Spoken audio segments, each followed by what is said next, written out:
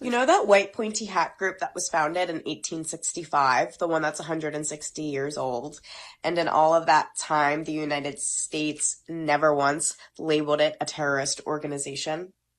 A group that lynched, burned, bombed, and terrorized Black Americans for generations.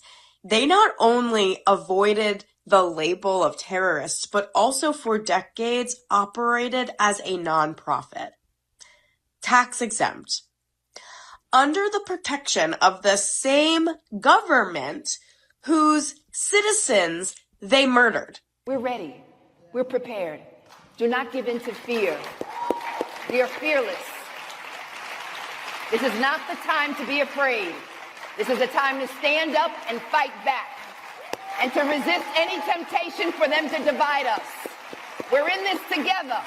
The rule of law is on our side.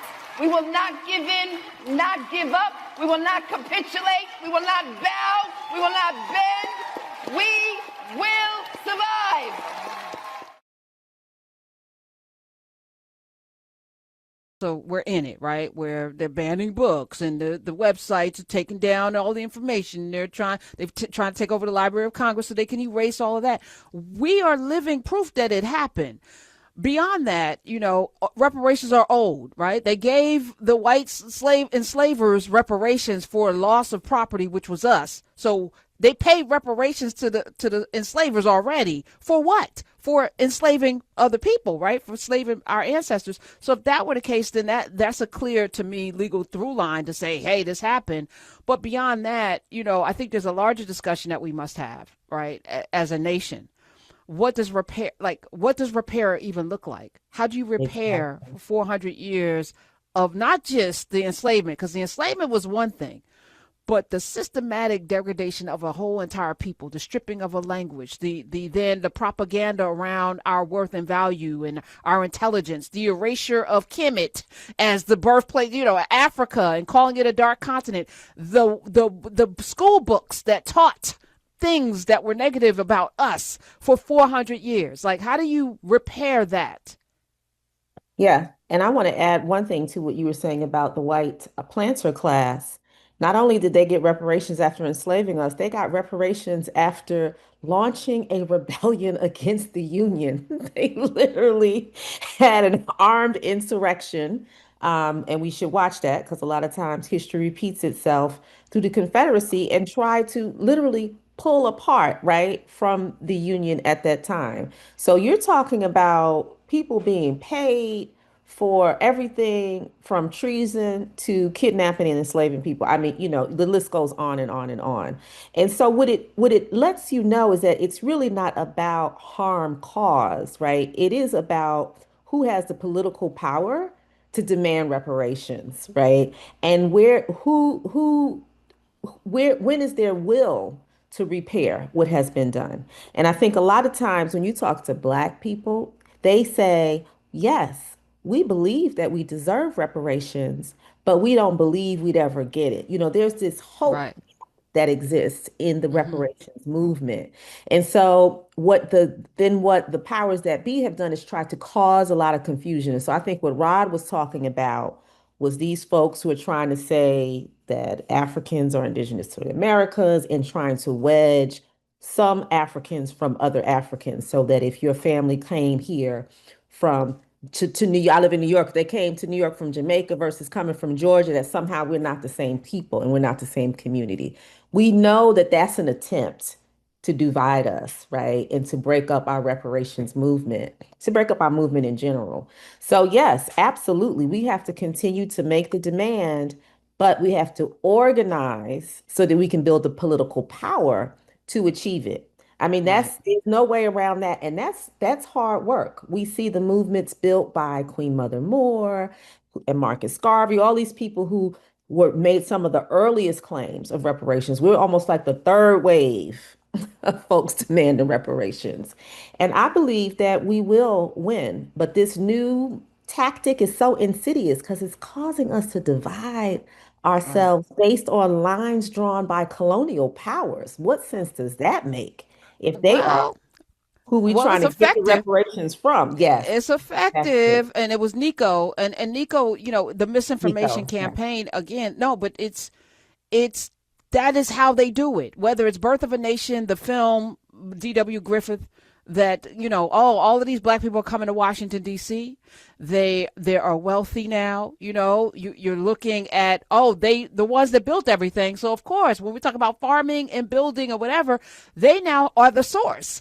They are building communities. We have Rosewood, Greenwood, Wilmington, all over Ohio. There's several communities and several throughout North Carolina because we were the source of building things. So now we have to demonize them. Here comes the Klan. We're celebrating the anniversary of the founding of the Night Riders, and that was a political organization, nonprofit.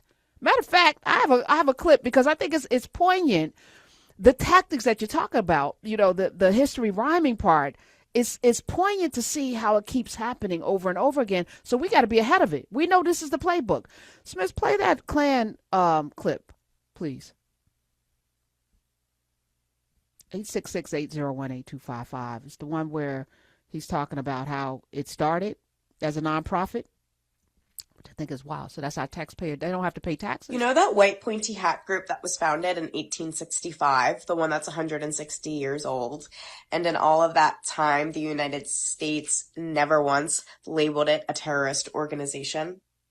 A group that lynched, burned, bombed, and terrorized Black Americans for generations. They not only avoided the label of terrorists, but also for decades operated as a nonprofit, tax exempt, under the protection of the same government whose citizens they murdered. So to be clear, you can be brown, Muslim, or even just have the wrong name, and you're viable to be put on a watch list. And the system will brand you as a threat in seconds. Apparently, also, if you say that fascism is bad, you're on a list. But the pointy white hat crew, they can march in daylight. They can host rallies.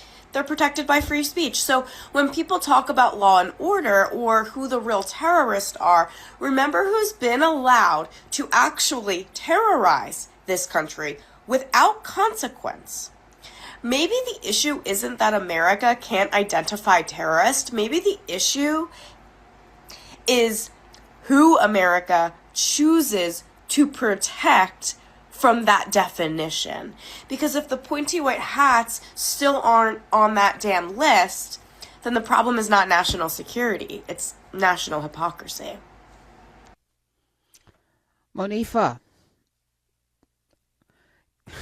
you think about how wild that is, right? Even now, Proud Boys, people could just stomp through our neighborhoods. The Tiki Torch wearing, khaki pant wearing people, Mow Down had to hire during a protest, were able to just storm through with the ICE. Tiki ICE is grabbing Ice, people ice, on Canal ice. Street who sell Yes, cell phone cases who are here from West Africa and disappearing them.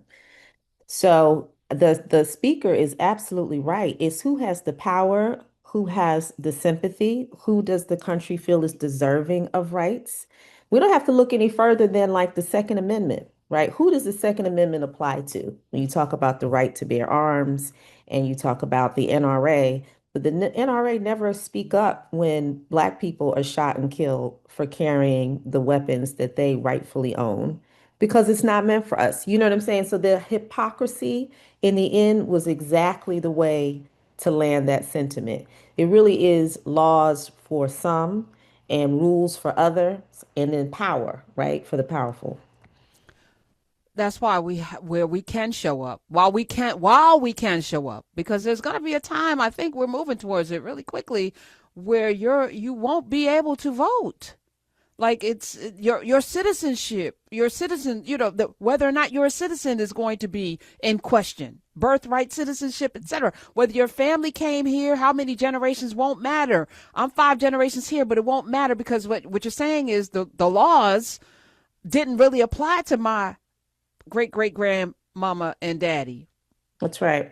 And I just want to say that the more they can separate us, depending on how long we've been here, the closer they get to the people that have been here 5 and 6 generations. I want everyone to be clear that this attempt to get us to turn a blind eye or to not care about people who are immigrants, people who have migrated here, is a way to further isolate us. And like you said, eventually get to us with that saying about if they came for my neighbor yesterday, they're going to come for Hmm. me in the morning.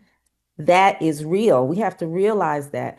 It's really hard though because America has a very individualistic culture. You know, you think you just need to think about yourself and your family and nobody else. Put yourself first. That's what some of these people who are invading the reparations movement are trying to assert.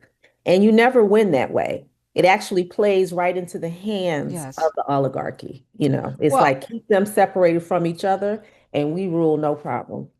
this is why I think it's part of a larger plan, more nefarious. We were just talking with the author Ashley D. Farmer of Queen Mother, talking about Queen Mother Moore, and that she had an FBI file for like 50 years, and they tried to get her to be an informant, you know. And so you think about other people coming in, you have to start to question, where are these people getting their money? How did they just come out of nowhere? Where did this come from? Who's benefiting from this? Who benefits from this? Who benefits from this? Is it us collectively, or is it like, so we have to start asking better questions? We do. We're ready. We're prepared. Do not give in to fear. We are fearless. This is not the time to be afraid. This is a time to stand up and fight back and to resist any temptation for them to divide us. We're in this together. The rule of law is on our side. We will not give in, not give up. We will not capitulate. We will not bow. We will not bend. We